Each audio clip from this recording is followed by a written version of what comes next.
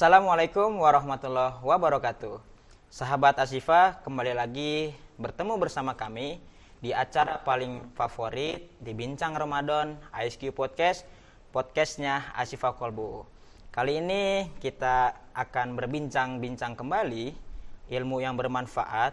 Insya Allah mungkin dengan sahabat Asyifa menyaksikan acara ini akan mendapatkan ilmu, manfaat, dan hikmah sehingga kita bisa menerapkan dalam kehidupan kita sehari-hari. Nah, hari ini saya nggak sendiri, saya bersama Ustazah Syifa Pilih Baiti. Ustazah sehat? Alhamdulillah sehat, Ustaz. Alhamdulillah. Puasanya? Insya Allah lancar. Insya Allah lancar. Nah, teman-teman sahabat Asyifa, hari ini kita akan membahas tema yang sangat menarik yang perlu kita dengarkan bersama-sama, yaitu tentang hilangnya pahala puasa di bulan Ramadan. Nah, Ustazah, kita pernah baca gitu kan hadis yang mengatakan, yang diriwayatkan oleh Imam At-Tabrani. Jadi kata Rasul itu, berapa banyak manusia gitu, berapa banyak orang yang berpuasa di bulan Ramadan, tapi dia cuma dapat lapar sama hausnya aja. Nah, ini kan kita puasa di bulan Ramadan sudah capek-capek gitu kan, tapi tidak ada nilainya, tidak ada pahalanya. Ini kan jadi sia-sia puasa kita. Betul. Nah, sebelum ke situ, saya mau nanya Ustazah, di bulan Ramadan ini kan spesialnya begitu banyak keutamaan. Nah, berapa banyak pahala sih ketika kita melakukan ibadah di bulan Ramadan? Oke. Untuk pahala ibadah di bulan Ramadan tuh udah pasti banyak ya, apalagi bulan penuh berkah ya. Bisa dikatakan dilipat gandakan 10 hingga 700 kali lipat ibadah di bulan puasa atau Ramadan ini. Nah, Masya Allah ya, jadi luar biasa pahala yang kita dapatkan jika kita melakukan ibadah-ibadah di bulan puasa.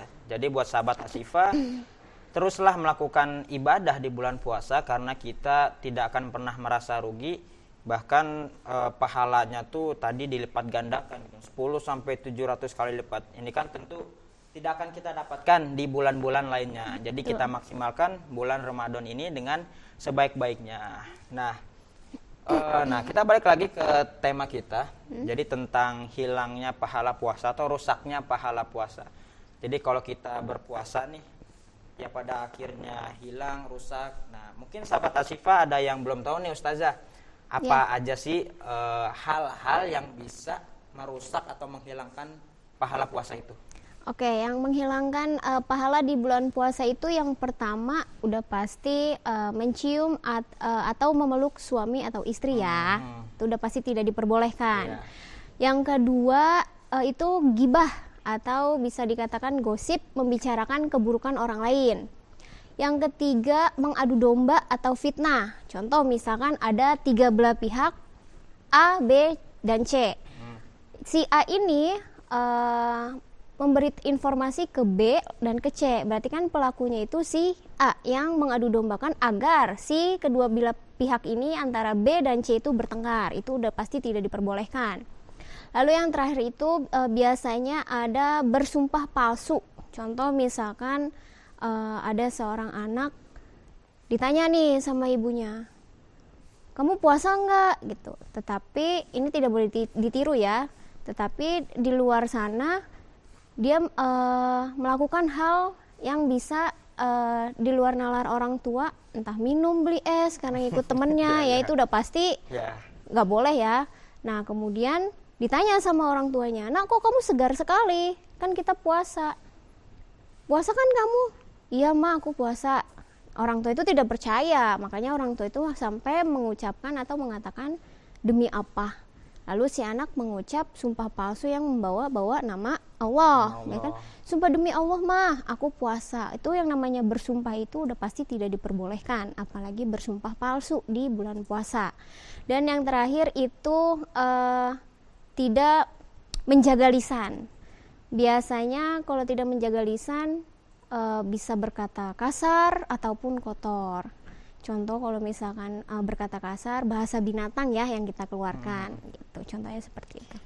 Nah, sahabat Asyifa, jadi tadi Ustazah sudah sampaikan ada hal-hal yang perlu kita hindari sehingga itu tidak bisa merusak ataupun menghilangkan pahala puasa kita. Tadi ada ghibah, itu nggak boleh.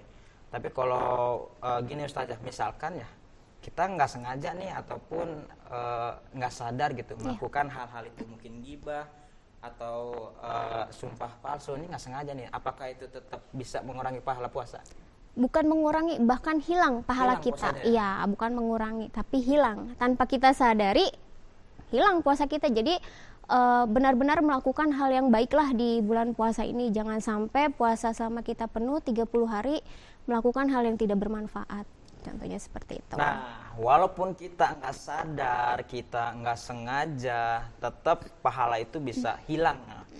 Nah, ini sayang banget kan. Jadi kita perlu benar-benar menjaga nih, biar bisa menahan itu semua ya. Ya, betul. Kalau marah-marah itu bisa ngurangi pahala juga? Kalau marah-marah, soalnya kita kesel nih, marah-marah nih. Nah, itu gimana tuh Ustazah? marah-marah itu udah jelas pasti mengurangi pahala kita di bulan puasa, tapi tidak menghilangkan, tetapi berkurang. Makanya banyak di bulan puasa ini lebih bisa menahan diri dari amarah, menahan hawa nafsu, lapar dan haus, contohnya seperti itu.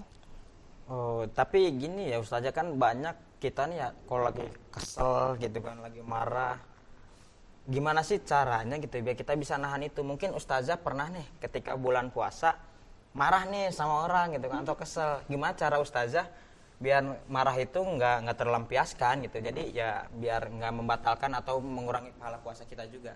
Oh, oke. Untuk meredam amarah itu sendiri, ya lebih baik kita melakukan aktivitas yang memang bermanfaat, atau bisa dikatakan menyebut dalam hati lebih mengucap kata istighfar untuk untuk agar emosional kita itu tidak terlampiaskan gitu sih. Ya, atau mungkin kita bisa tidur aja kali ya. Atau kalau tidur seharian juga itu bisa dikatakan mengurangi pahala juga loh. Tapi kan ada yang bilang tidur itu ibadah. Nah, tidur ibadah itu bisa dikatakan memang benar, tapi ada hal baiknya daripada kita melakukan hal yang tidak bermanfaat. Contoh hal kecil seperti ghibah ataupun gosip, itu udah pasti tidak diperbolehkan ya, menghilangkan pahala. Nah, itu lebih baik kita melakukan tidur dibandingkan melakukan hal yang tidak bermanfaat. Tapi jangan tidur seharian. Iya, betul. Jangan sampai kita tidur habis sahur bangun tidur lagi gitu. Iya, jangan dong. Iya, apalagi nggak bangun lagi ya. Nah, aduh, innalillahi dong. Oke. Jadi gitu ya, buat sahabat Asyifa. Jadi dengan kita cara kita meredam amarah tuh ya mungkin dengan membaca istighfar gitu, betul. Atau kata Ustazah tadi dengan yaudah tidur aja deh, daripada nggak tidur kita ghibah, kita marah-marah, kita maksiat, mendingan tidur aja gitu. Nah, itu yang menjadikan tidur itu menjadi ibadah. Jadi tidur ibadah itu bukan berarti kita tidur seharian. Iya. Nah, itu salah, apalagi meninggalkan yang wajib juga ya, sholatnya ditinggalin sampai kelewat semua. Nah, itu tentu nggak boleh. Nah gitu jadi ya buat teman-teman sahabat Asyifa. Nah, Ustazah, mungkin kan kita nih ya, atau misalkan anak-anak nih ya, anak-anak kan misalkan lagi belajar puasa gitu, terus dia ngeluh, atau kita nih yang udah besar juga kadang ngeluh, aduh lapar banget sih gitu, aduh haus banget sih gitu kan, capek banget sih. Nah, itu bisa nggak sih ngurangin pahala puasa? Jelas berkurang. Jelas berkurang. Yang namanya mengeluh, kita yang tadinya niat puasa nih, niat puasa itu kan berarti untuk mendapatkan pahala atau ridho dari Allah ya. Dengan kata mengeluh, biasanya kalau untuk anak kecil, kapan sih maghrib, kapan sih buka, itu hal yang sering kita dengar ya biasanya. Nah, itu sama saja tanpa kita sadari, itu bisa berkurang pahala puasa kita. Begitu juga dengan kita ya. Iya, betul. Kita yang sudah diwajibkan berpuasa, ya jangan mengeluh juga. Iya, betul. Karena mengeluhkan mungkin tanda kita nggak ikhlas menjalaninya ya. Betul. Karena syarat puasa itu diterima juga, kita harus ikhlas dalam menjalani ibadah puasa itu. Nah, Ustazah, tadi kan kita udah banyak nih dengerin hal-hal yang bisa menghilangkan atau bahkan mengurangi pahala puasa itu. Nah, ada nggak sih cara kita agar bisa menahan yang Ustazah tadi sampaikan, kayak nahan gibah, nahan emosi, biar nggak melakukan hal-hal yang tidak domba, bermanfaat yang gitu tidak ya. bermanfaat, yang akhirnya bisa mengurangi bahkan menghilangi pahala puasa. Mungkin Ustazah punya cara nih atau punya metode atau punya pengalaman. Kayak sebenarnya banyak agar terhindar dari hilangnya pahala di bulan puasa atau berkurang bahkan membatalkan. Contoh hal kecil pertama yang kita lakukan itu adalah melakukan hal aktivitas yang bermanfaat. Contoh biasanya setelah sholat bisa kita melakukan tadarus bersama-sama tuh. Kedua, dan lebih ke menahan diri dan sabar sih Pak.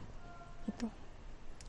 Nah, sahabat Asifah, barusan kita sudah mendengarkan yang Ustazah sampaikan bagaimana cara kita agar bisa menahan itu semua dengan cara kita mengisi waktu-waktu di bulan puasa kita dengan hal-hal yang bermanfaat. Betul. Mungkin dengan tadarus Al-Quran, terus dengan diisi kegiatan-kegiatan yang bermanfaat, mungkin dengan sedekah. Betul. Atau sahur on the road nih ya, bagi-bagi makanan sahur atau berbagi takjil. Nah, itu tentu bisa mengurangi hal-hal yang tadi. Mungkin kita juga bisa gabung ke komunitas-komunitas di bulan Ramadan. Biasanya banyak tuh dibuka-buka kan komunitas di bulan Ramadan yang bisa mengisi waktu kita untuk ke hal-hal yang baik dan bermanfaat, sehingga Ramadan kita juga tidak akan sia-sia. Betul. Nah, Ustazah, terakhir nih ya, buat teman-teman Asifah, kira-kira apa, mau ngasih apa nih buat teman-teman yang nonton ini supaya puasanya bisa maksimal, supaya puasanya bisa benar-benar sempurna, mungkin pahalanya juga benar-benar dapat, jadi nggak hilang begitu saja. Mungkin Ustazah punya nasihat, saran, dan motivasi buat sahabat Asifah. Oke. Untuk sahabat Asyifa, agar kita mendapatkan pahala dan ridho dari Allah, yang pertama kita harus menjalankan puasa itu dengan ikhlas dan sabar. Jangan pernah mengeluh, karena memang itu udah kewajiban kita sebagai umat muslim, berpuasa selama 30 hari. Kemudian lakukan hal yang memang bermanfaat, agar tidak rugi puasa kita selama 30 hari tersebut. Nah, kemudian yang satu lagi, menghindari hal-hal yang memang tidak bermanfaat, agar puasa kita itu tidak sia-sia. Nah, jadi seperti itu sahabat Asifah, dengan kita memiliki niat yang kuat, motivasi yang kuat, dengan kita mengharap ridho dari Allah, dengan mengharap pahala dari Allah, dan kita meninggalkan hal-hal yang bisa merusak pahala itu. Ya, jadi buat teman-teman di rumah, tetap semangat menjalani ibadah puasanya, tetap jalani dengan ikhlas kata Ustazah, dengan tulus dan diisi hal-hal yang bermanfaat, sehingga puasa kita selama 30 hari ini tidak berkurang pahalanya, tidak hilang pahalanya, dan bisa benar-benar mendapatkan keistimewaan, keutamaan yang ada di bulan puasa ini. Terima kasih Ustazah Sama-sama, telah hadir di Bincang Ramadan kali ini.